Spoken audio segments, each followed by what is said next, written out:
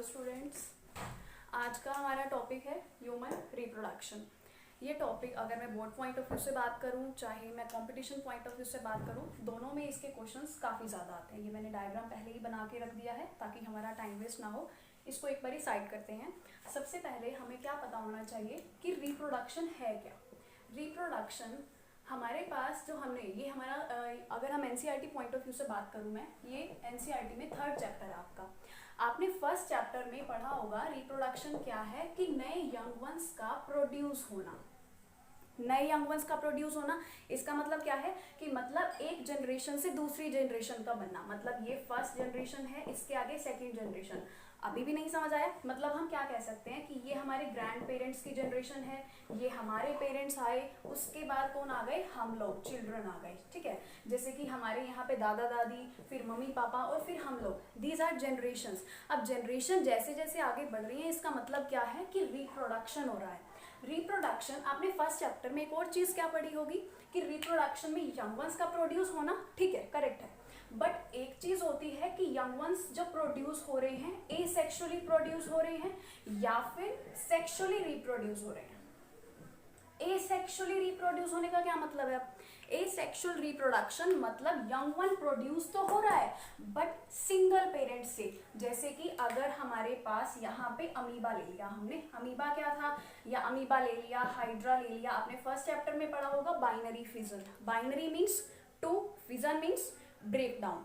Hydra में क्या हुआ था? हमारे पास बडिंग हुई थी। बडिंग मतलब क्या? जैसे एक स्ट्रक्चर था, स्ट्रक्चर के बाद हमारे पास एक बड निकली थी, बड निकली, बड जैसे ही बड़ी हो गई, सेपरेट हो गई, मतलब एक हाइड्रा से हमारे पास एक नई बड प्रोड्यूस होगी। दैट मीन्स एक यंग वन का प्रोडक्शन हो गया।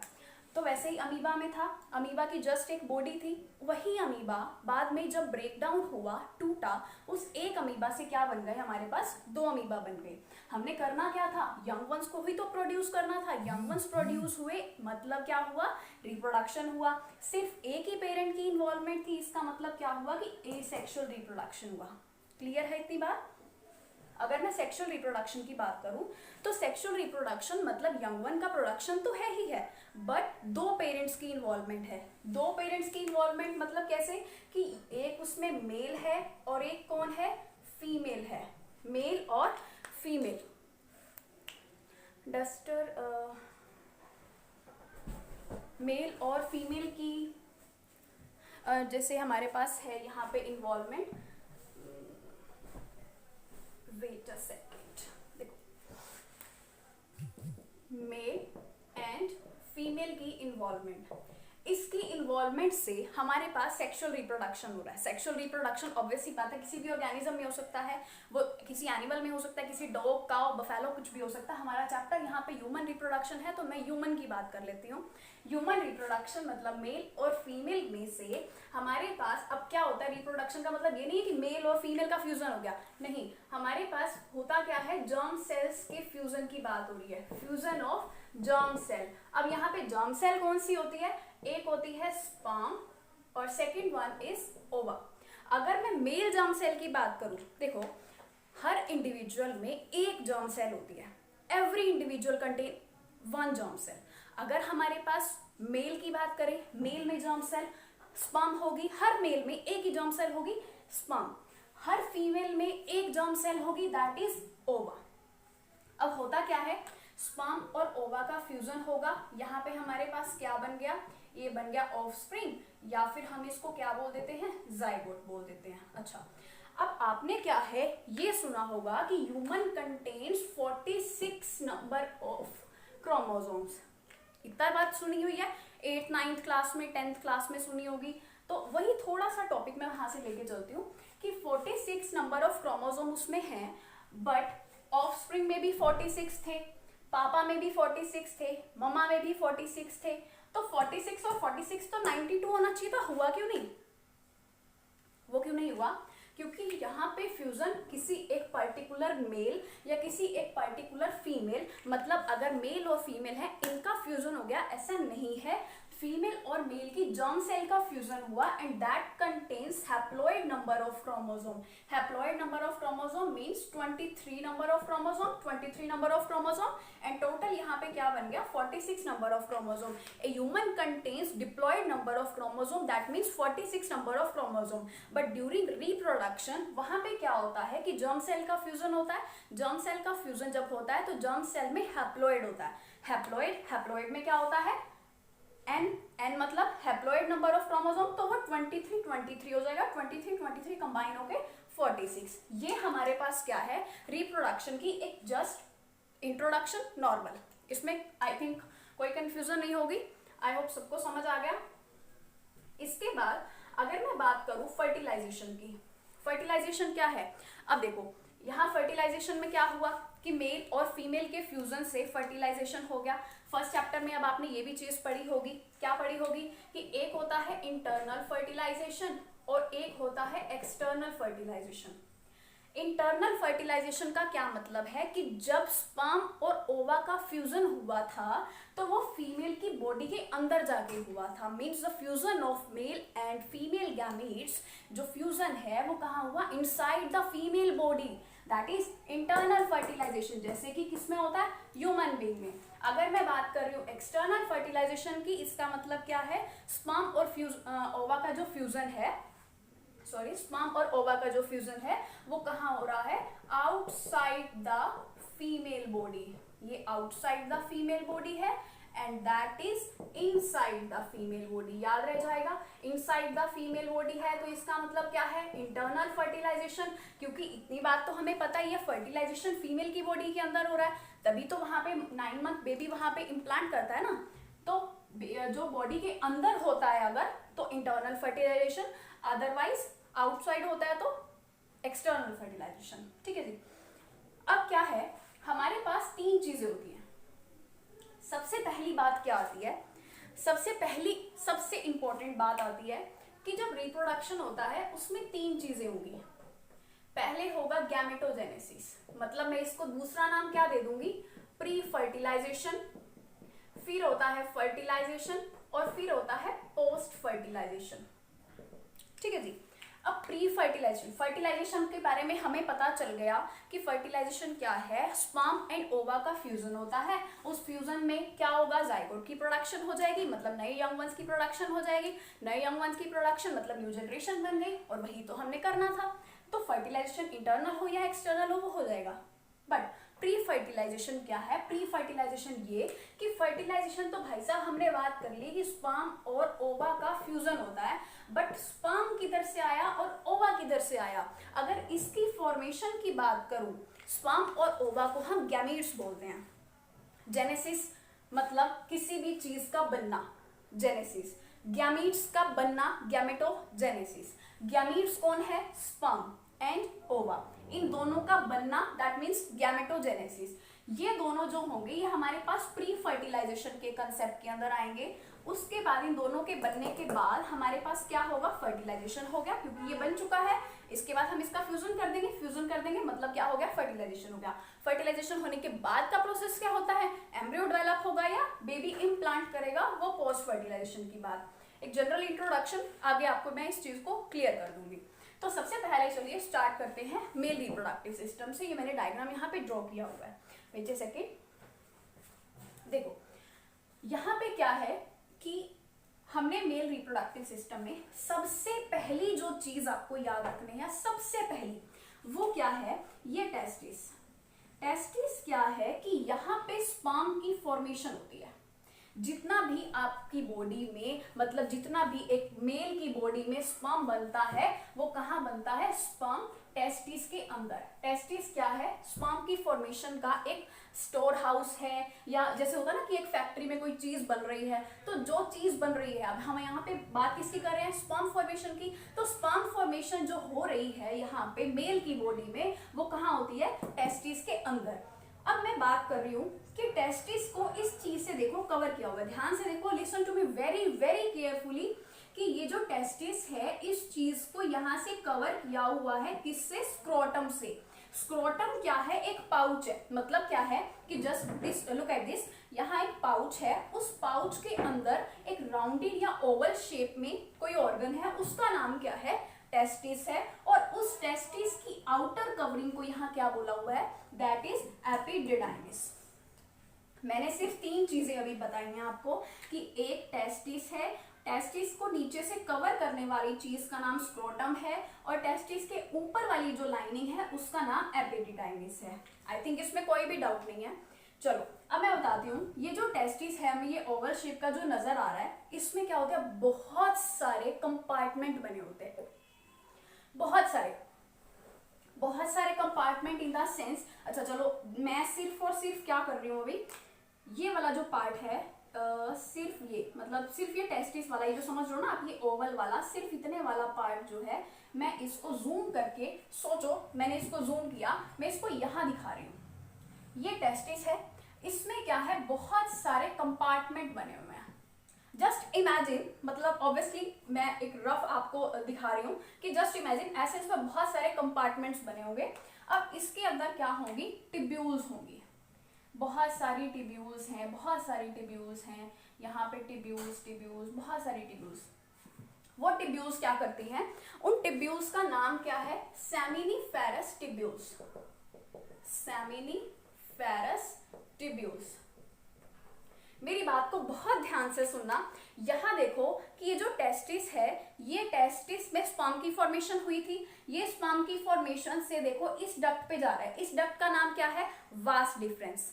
ठीक है, गॉट माई पॉइंट। मैंने बोला कि टेस्टिस में स्पर्म की फॉर्मेशन हुई और वो स्पर्म जो है वास डिफरेंस वहां से लेके चला जाता है। इतनी बात में कोई कंफ्यूजन नहीं है। अब बात टेस्टिस के अंदर एग्जैक्टली हो क्या रहा है। टेस्टिस के अंदर ये सेमिनिफेरस टिब्यूल्स हैं, मेनली जो स्पर्म की फॉर्मेशन में हेल्प करता है, जो मेनली सबसे बड़ा जिसका रोल है यहाँ पे, वो सेमिनिफेरस टिब्यूल का ही है। सेमिनिफेरस टिब्यूल यहाँ पे स्पर्म की फॉर्मेशन में हेल्प करती है। अब क्या होता है, जैसे कि मान लो कि ये है, यहाँ पे ये बहुत सारे कंपार्टमेंट जैसे बने हुए हैं, तो बाहर यहाँ पे जो नेटवर्क आ जाता है लास्ट में, वो किसका होता है, वासा इफ्रेंशिया का। और इसके बीच में जो छोटे छोटे सेल्स होते हैं उसका नाम होता है रेटिटेस्टिस। आपको इसका डायग्राम भी एनसीईआरटी में नजर आ जाएगा, बहुत ही इजी डायग्राम है। सिर्फ इतनी सी बात कि जो टेस्टिस है, वो टेस्टिस के अंदर बहुत सारे कंपार्टमेंट बने हुए हैं, वो टेस्टिस के अंदर जो कंपार्टमेंट है वो है सेमिनिफेरस टिब्यूल से भरे हुए। ठीक है जी। अब वो सेमिनिफेरस टिब्यूल के ऊपर क्या है, वासा इफ्रेंशिया। वासा इफ्रेंशिया मतलब सेमिनिफेरस टिब्यूल और वासा इफ्रेंशिया को कनेक्ट करने वाले जो सेल हैं उसका नाम क्या है, रेटिटेस्टिस। अब ये जब जैसे ही वासा इफ्रेंशिया के पास पहुंच गया, देखो यहाँ पे क्या था, अंदर सेमिनिफेरस टिब्यूल थे, सेमिनिफेरस टिब्यूल से कनेक्ट होते हुए कहाँ पे, रेटिटेस्टिस से कनेक्ट हुए, रेटिटेस्टिस से कनेक्ट होते हुए कहाँ गए, वासा इफ्रेंशिया। उसके बाद क्या होगा, वास डिफरेंस में पहुंच गए। मतलब डायरेक्ट कहानी तो यही है कि टेस्टिस के बाद वास डिफरेंस पे जाना है, डायरेक्ट तो यही है, बट इसके अंदर की जो कहानी है वो ये है कि टेस्टिस के अंदर सेमिनिफेरस टिब्यूल, सेमिनिफेरस टिब्यूल से गए रेटिटेस्टिस, रेटिटेस्टिस से वासा इफ्रेंशिया, और वासा इफ्रेंशिया आपको किसको दे देगा, वास डिफरेंस को। कोई कंफ्यूजन नहीं, आई थिंक सब क्लियर है। यहाँ पे टेस्टिस में स्पर्म की फॉर्मेशन हो गई, स्क्रोटम इसका जो पाउच है वो इसको कवर कर रहा है, एपिडिडाइमिस इसकी ऊपर की कवरिंग, इसके अंदर सेमिनिफेरस टिब्यूल, सेमिनिफेरस टिब्यूल पे जाता है, फिर रेटिटेस्टिस पे जाता है, फिर वासा इफ्रेंशिया पे जाता है, एंड देन वास डिफरेंस पे। अच्छा, एक और बहुत इंपॉर्टेंट चीज, ये स्क्रोटम का काम क्या होता है, स्क्रोटम का काम क्या है, उस टेस्टिस को प्रोटेक्ट करना, क्योंकि जो टेस्टिस है वो बहुत ही डेलिकेट होते हैं, बहुत ही सॉफ्ट होगा, जिसकी वजह से उसको स्क्रोटम से उसको प्रोटेक्ट करना पड़ेगा। जनरली क्या है कि जो टेस्टिस है, एब्डोमिनल कैविटी जो है बॉडी की कैविटी के बाहर वाली साइड ये लोकेटेड होते हैं। ऐसा क्यों, हर पार्ट, हर बॉडी ऑर्गन बॉडी के इनसाइड पे लोकेटेड है, this organ located outside the abdominal cavity. ऐसा क्यों होता है, क्योंकि अगर इसको टेस्टिस को स्पर्म की फॉर्मेशन करनी है तो इस टेस्टिस को हमारी नॉर्मल बॉडी से 2 to 2.5 डिग्री सेल्सियस टेम्परेचर कम चाहिए होता है।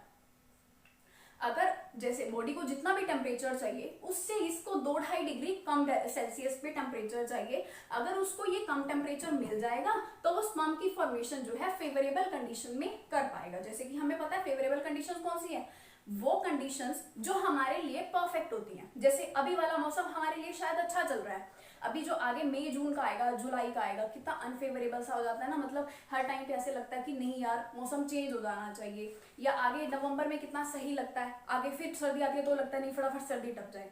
तो फेवरेबल कंडीशन क्या होती है टेस्टिस की, कि जितना बॉडी का टेम्परेचर है उससे उसको कम मिले, और कम तब मिलेगा कब, जब वो आउटसाइड द एब्डोमिनल कैविटी होगा। ठीक है, तो वो स्क्रोटम उसको आउटसाइड द एब्डोमिनल कैविटी रखता है और उसको प्रोटेक्ट करता है। ठीक है जी, अब यहां आ गए हम वास्ट डिफरेंस पे, यहां स्पर्म की फॉर्मेशन हो गई, वास्ट डिफरेंस पे आ गए। अब ध्यान से देखो इसको कि वास्ट डिफरेंस से पहुंचता हुआ यहाँ पे 3 ग्लैंड्स आती हैं। Number 1 gland is seminal vesicle, number 2 gland is prostate gland, number 3 gland is bulbourethral gland. देखो सेमिनल वेसिकल ये है जो लीफ लाइक से दिख रही है आपको, प्रोस्टेट ग्लैंड ये जो राउंडेड शेप में ये नजर आ रहा है, और बल्बोयूरेथ्रल ग्लैंड ये डॉटेड टाइप सा कुछ नजर आ रहा है। ठीक है जी, ये तीनों ग्लैंड्स क्या करती हैं, रिप्रोडक्शन में हेल्प करती हैं। होता क्या है, वास्ट डिफरेंस से स्पर्म गया, स्पर्म यहां से आया इस डक्ट पे मिल गया, सेमिनल वेसिकल उस स्पर्म को स्टोर करेगी, स्टोर करने में हेल्प करेगी। मतलब मैं ये कह रही हूँ कि यहाँ पे जो 3 ग्लैंड्स हैं उनका अलग अलग फंक्शन है। फर्स्ट ग्लैंड कौन सी है, सेमिनल वेसिकल, जिसका काम यहाँ पे क्या है, स्टोर करना। दूसरी ग्लैंड यहाँ पे ये आ जाएगी प्रोस्टेट ग्लैंड, प्रोस्टेट ग्लैंड का काम क्या होगा, न्यूरिशमेंट प्रोवाइड करना। मतलब जैसे ही स्पर्म को न्यूरिशमेंट मिलेगा तो उससे क्या होगा, इतनी बात तो सबको पता है ना, स्पर्म ऐसा सा दिखता है ना, तो स्पर्म ऐसा सा दिखता है, इसका मतलब क्या है कि ये टेल है, इसके अंदर ये न्यूक्लियस है, ये न्यूक्लियस फ्यूजन होता है फीमेल की बॉडी के ओवा के साथ। तो ये जो टेल है इसको ये ऐसे ऐसे मूव करने के लिए 3 इडियट्स मूवी में भी देखा था ना, उसमें जब वो बोलता है कि लाइफ एक रेस है, हमें पैदा होने से पहले भी रेस करनी पड़ती है, क्योंकि एक मेल की बॉडी में 100 मिलियन स्पर्म या बहुत सारे स्पर्म एक बारी में प्रोड्यूस हो जाता है, लेकिन ओवा के साथ फ्यूज कौन सा होता है, सिर्फ एक। जा तो बहुत सारे रहे थे, तो पैदा होने से पहले रेस तो शुरू ही हो गई थी। अब इसको मूव करने के लिए, मतलब जब ये ऐसे ऐसे मूव कर रहा है, ये रिगलिंग मोशन में जब ये ऐसे ऐसे ऐसे जा रहा था, तब उसको न्यूरिशमेंट, उसको एनर्जी तो चाहिए, वो एनर्जी, वो न्यूरिशमेंट प्रोवाइड कौन करता है इसको, प्रोस्टेट ग्लैंड। क्लियर है, सेमिनल वेसिकल यहाँ पे स्टोर करेगा, प्रोस्टेट ग्लैंड उसको न्यूरिशमेंट प्रोवाइड करेगा, and the last one gland is bulbourethral gland, that is dotted. ये बल्बोयूरेथ्रल ग्लैंड क्या करेगी, हमारे पास जो रिप्रोडक्टिव ऑर्गन है पेनिस, उसको क्या करेगी, ल्यूब्रिकेशन प्रोवाइड करेगी। क्या प्रोवाइड करेगी, एक ल्यूब्रिकेशन मींस ये लगा लो कि ताकि वो ल्यूब्रिकेट रहे, लाइक होता ना कि फ्लेक्सिबिलिटी, सॉफ्टनेस, दैट इज। तो यहाँ पे स्टोर हुआ, यहाँ पे न्यूरिशमेंट मिला, और यहाँ से ल्यूब्रिकेशन प्रोवाइड हो गई। ठीक है जी, अब एक बात आप सबको पता होगी कि मेल की बॉडी में कंपैरेटिवली फीमेल की बॉडी से क्या होता है, एक पोर होता है, मतलब सिंगल ओपनिंग है, एक सिंगल पोर है, जिससे क्या होता है, यहां से एक सिंगल ओपनिंग से ही यूरिन की ओपनिंग हो रही है, इसी ओपनिंग से सेमन मतलब स्पर्म बाहर निकल रहा है। ठीक है ना, ऐसा ही होता है, एक सिंगल ओपनिंग फीमेल की बॉडी में अलग होता है, वहां पे यूरेथ्रल ओपनिंग अलग है और जेनिटल ओपनिंग अलग होती है। चलो उसकी बात कल या परसों तक करेंगे। यहाँ देखो, ये हमारे पास ये ऊपर से आ रहा है यूरेटर, किडनी वाला पार्ट है ऊपर की तरफ, छोड़ो उसको, ये ऊपर यहाँ यूरेटर, ये हमारे पास है यूरिनरी ब्लैडर, मेंशन नहीं किया मैंने, कहीं किया, यूरिनरी ब्लैडर। यूरिनरी ब्लैडर मतलब यहाँ पे क्या है, जब किडनी ने सारा अपना काम धाम कर दिया था, तो यूरिनरी ब्लैडर में आके यहाँ पे फ्लूइड जो है एक्यूमुलेट हो गया, मतलब इकट्ठा हो गया, और यहाँ पे क्या हो गई, यूरिन की फॉर्मेशन हो गई थी। ठीक है, जब यूरिन का प्रेशर बनना होता है तो यहाँ यूरिनरी ब्लैडर ऐसा फील होने लग जाता है ना, लाइक कि अभी हमें प्रेशर है, यूरिन एक्सक्रीट करना पड़ेगा, ऑब्वियसली नेचर्स कॉल। तो यहाँ से ये बाहर आता हुआ, इस साइड से आता हुआ, और यहाँ से आप देख सकते हैं कि ये बाहर निकल रहा है। ठीक है, तो इसके बाद क्या होगा कि ये वाली जो चीज है, ये सेमिनल वेसिकल, प्रोस्टेट ग्लैंड, यहां से आया बल्बोयूरेथ्रल ग्लैंड, इसकी भी ओपनिंग यही सेम है। अब इससे भी बड़ी बात मैं आपको क्या बता रही हूं कि ये जो डक्ट है, देखो ये वाली तो आ गई, ये वाली यूरिनरी ब्लैडर वाली डक्ट नजर आ रही है आपको सबको, ये वाली यूरिनरी ब्लैडर वाली आ रही है, इधर से सेमिनल वेसिकल जिसने पूरे स्पर्म को स्टोर किया था, इसकी ये डक्ट आ रही है। तो ये वाली डक्ट जो है, मतलब ये वाली डक्ट जो है, देखो इधर से भी आ रही है, इधर से भी आ रही है, इसको हम क्या बोलेंगे, इजैक्यूलेटरी डक्ट। इजैक्यूलेटरी डक्ट को हम कॉमन डक्ट भी बोल देते होते हैं, कि ये एक ऐसी डक्ट है जो दोनों डक्ट को एक पॉइंट पे आके मिला देती है। मतलब यहां से आई, यहां से यूरिन भी यहीं से आ सकता है, और सेमिनल वेसिकल पे जो स्पर्म स्टोर हुआ था वो भी यहीं से आ सकता है। ठीक है जी। अब इसके अलावा यहाँ पे क्या होता है, यहाँ पे ना ट्रायंगुलर शेप में, यहाँ जो रिप्रोडक्टिव ऑर्गन है, यहाँ पे ये यूरेथ्रा वाला पॉइंट हो गया कि ये यूरेथ्रल वाला डक्ट आ रही है, यहाँ से हमारे पास क्या हो जाएगी, वो चीज बाहर निकल जाएगी, जो भी चीज होगी, चाहे वो सेमन होगा या फिर वो यूरिन होगा। मैंने फोरस्किन मेंशन किया एक जगह पे, व्हाट इज फोरस्किन। यहाँ रिप्रोडक्टिव ऑर्गन जो है हमारे पास, जो पेनिस है, उसमें क्या होता है, बिल्कुल पॉइंट पे आके ट्रायंगुलर शेप में एक स्किन होती है जिसको फोरस्किन बोलते हैं। ये क्या होता है, बहुत ही लूज फोल्ड होता है, मतलब लूज फोल्ड। जैसे नॉर्मली स्किन क्या होती है, एक जगह पे फिक्स होती है, ये फोरस्किन मतलब यहाँ पे लूजली फोल्ड होता है, लूज होती है ये स्किन थोड़ी सी। ठीक है जी। तो अगर मैं इसको पूरे को थोड़ा सा रिपीट मोड में लेके चलूं, तो पहला पॉइंट, मैंने सबसे पहला पॉइंट क्या उठाया था, टेस्टिस का। टेस्टिस में मैंने बोला स्पर्म की फॉर्मेशन होती है। स्पर्म की फॉर्मेशन के लिए क्या हुआ, सबसे पहले सेमिनिफेरस ट्यूब्यूल्स, वो क्या थे, उसके अंदर बहुत सारे कंपार्टमेंट्स थे, कंपार्टमेंट के अंदर सेमिनिफेरस ट्यूब्यूल्स थी। सेमिनिफेरस ट्यूब्यूल किसके पास गई, वासा इफ्रेंशिया के पास। वासा इफ्रेंशिया तक जाने के लिए बीच में कौन था, रेटी टेस्टिस। रेटी टेस्टिस ने वासा इफ्रेंशिया को दिया, वासा इफ्रेंशिया ने किसको दे दिया, वास डिफरेंस को। स्पर्म यहाँ गया, स्पर्म की फॉर्मेशन यहाँ पे होगी, कोई दिक्कत नहीं है किसी को। यहाँ से स्पर्म घूमता घूमता कहाँ पहुंच गया, सेमिनल वेसिकल पे। सेमिनल वेसिकल ने क्या किया, स्पर्म को स्टोर कर लिया। उसके बाद यहाँ प्रोस्टेट ग्लैंड आई, उस भाई साहब ने क्या किया, इसको न्यूरिशमेंट दे दिया। न्यूरिशमेंट दे दिया, उससे क्या होगा, ये स्पर्म जो है बाहर निकलने में उसको ईजी हो जाएगा। नेक्स्ट ग्लैंड कौन सी आती है, bulbo urethral gland. Bulbo urethral gland क्या करती है, उसको ल्यूब्रिकेशन प्रोवाइड करती है, किसको, पेनिस को, मतलब रिप्रोडक्टिव ऑर्गन को। ठीक है, ये यहाँ पे आ गई। अब उसके बाद ये यूरिनरी ब्लैडर, ये इजैक्यूलेटरी डक्ट। ठीक है जी। यहाँ पे यूरेथ्रा जहां से वो इजैक्यूलेट हो जाएगा। फोरस्किन जो लूज फोल्ड है। तो अगर हम सारी लेबलिंग को एक बारी गो थ्रू कर लेते हैं कि कुछ रह तो नहीं गया। टेस्टिस के बारे में आपको पता चल गया, स्क्रोटम उसका टेम्परेचर जो है थोड़ा सा लो होना चाहिए वो पता चल गया, एपिडिडाइमिस इसके ऊपर की कवरिंग ये पता चल गई। इजैक्यूलेटरी डक्ट एक ऐसी डक्ट जो दो डक्ट को एक जगह पे मिला रही है। दो डक्ट कौन सी है यहाँ पे, एक तो यूरिनरी ब्लैडर की डक्ट है and second one is seminal vesicle वाली जो स्पर्म को भी उसी डक्ट में पहुंचा रही है। ठीक है जी। यूरिनरी ब्लैडर जहां से वो इकट्ठा हो रहा है urine, seminal vesicle, sperm store, prostate gland, nourishment, bulbo urethral gland, lubrication. ठीक है। और फोरस्किन, लूज फोल्ड, यूरेथ्रा एक डक्ट जहां से वो सब कुछ आ रहा है। ठीक है। ये पेनिस हो गया, reproductive organ. Vas deferens, vas deferens का फंक्शन बहुत अच्छे से याद रखना कि जो टेस्टिस से लेके और इजैक्यूलेटरी डक्ट तक उसको पहुंचाता है। एक ऐसी डक्ट जो टेस्टिस से लेके कहां तक पहुंचाती है, जो मतलब बाहर निकलने में जो हेल्प कर रही है, वो वास डिफरेंस है। तो ये चीजें कवर हो जाती हैं। आई थिंक किसी को कोई कंफ्यूजन नहीं होगी इसमें। एक बार आप क्या कीजिए, इसका एक स्क्रीनशॉट ले लीजिए ताकि जो मैंने इस पे थोड़ा सा रफली ही मेंशन किया बट एटलीस्ट थोड़ा थोड़ा माइंड में रह जाए आपको जब आप खुद से पढ़ो। तो take a screenshot fast. I think ले लिया होगा सबने, या फिर वीडियो को थोड़ा सा वहां पे थोड़ा सा वो कर लेना, फिर से स्टार्ट करके देख लेना या पॉज कर लेना। वहां पे एक चीज रह गई है, सेमिनिफेरस ट्यूब्यूल्स की जो मैंने बात की थी। टेस्टिस के अंदर कंपार्टमेंट्स थे ना, टेस्टिस के अंदर कंपार्टमेंट थे, कंपार्टमेंट के अंदर वो थी ट्यूब्यूल्स थी। ट्यूब्यूल्स के अंदर क्या था हमारे पास, सेमिनिफेरस ट्यूब्यूल, वहां पे स्पर्म की फॉर्मेशन हो रही थी ना। तो अभी मैं जो बताने जा रही हूँ उसको बहुत ध्यान से सुनना, बहुत ध्यान से। स्वेटिंग हो गई है हाथ पे। सेमिनिफेरस ट्यूब्यूल्स थी।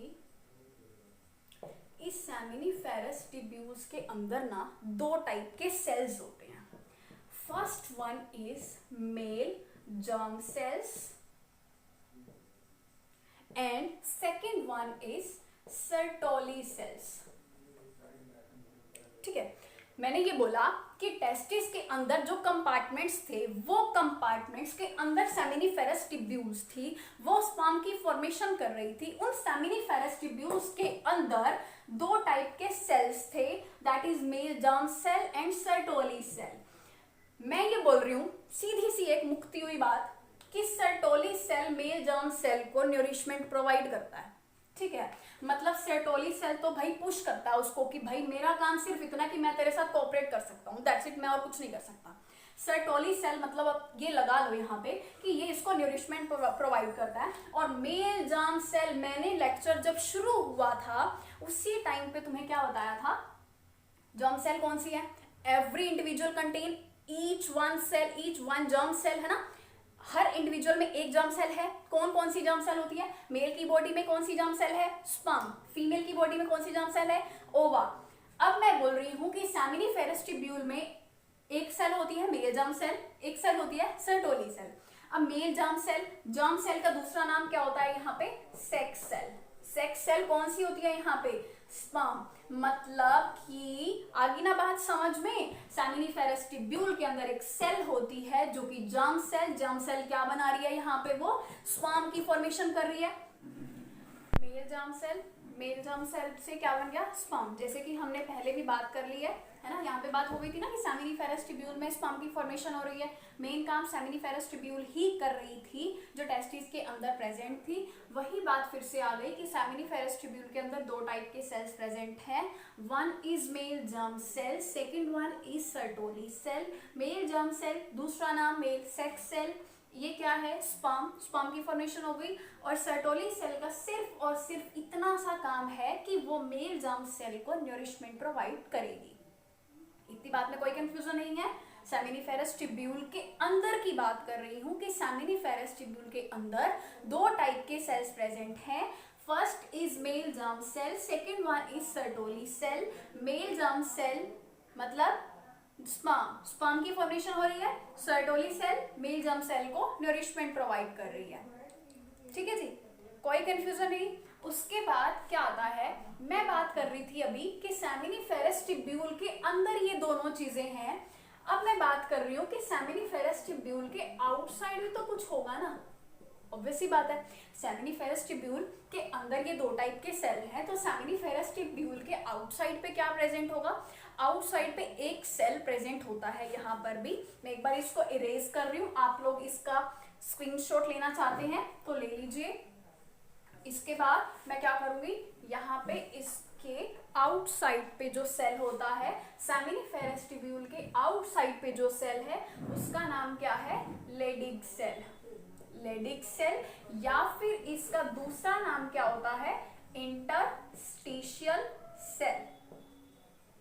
क्लियर है, इंटरस्टिशियल सेल या लेडिग सेल, ये दोनों मतलब एक ही चीज है। ये कहाँ होती है, सेमिनिफेरस टिब्यूल के आउटसाइड पे। और ये इसका काम क्या है, एक हार्मोन को प्रोड्यूस करना जिसका नाम क्या है, एंड्रोजन, या फिर उसको बोल देते हैं टेस्टोस्टेरोन, जो कि एक मेल की बॉडी में 12 से 14 साल की एज में जब प्यूबर्टी आती है, प्यूबर्टी आने के बाद ये टेस्टोस्टेरोन की फॉर्मेशन स्टार्ट हो जाती है। मतलब टेस्टोस्टेरोन हार्मोन रिलीज होना शुरू हो जाता है।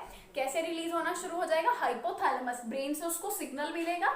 चलो वो बात हम कल करते हैं। टेस्टोस्टेरोन बनना शुरू हो जाएगा, वो टेस्टोस्टेरोन स्पर्म की फॉर्मेशन कर देगा। तो बाकी सारी कहानी वही है, बस सेमिनिफेरस टिब्यूल के अंदर जो सेल है वो स्पर्म की फॉर्मेशन कर रहे हैं, स्पर्म की फॉर्मेशन। और सर्टोली सेल जो उसको नरिशमेंट प्रोवाइड कर रहा था। Second one is Leydig cell जो सेमिनिफेरस टिब्यूल के आउटसाइड पे प्रेजेंट है। और लेडिग सेल क्या बना रहा है, एंड्रोजन या टेस्टोस्टेरोन, एक ही बात है। टेस्टोस्टेरोन मेल सेक्स हार्मोन इसको बोलते हैं। टेस्टोस्टेरोन जो बनाएगा वो ही सबसे मेन जो होता है ना कि यही है सारा होली बोली जो भी है, मतलब यही है जो सारा का सारा ये काम धाम कर रहा है कि सारी की सारी स्पर्म फॉर्मेशन यही कर रहा है। ठीक है, तो आज का ये लेक्चर यहीं पे खत्म होता है। आई होप आप सबको समझ आ गया होगा। इन केस इसमें कोई भी कंफ्यूजन होती है तो जब भी हम लोग मिलेंगे आप तब डाउट्स ले लीजिएगा।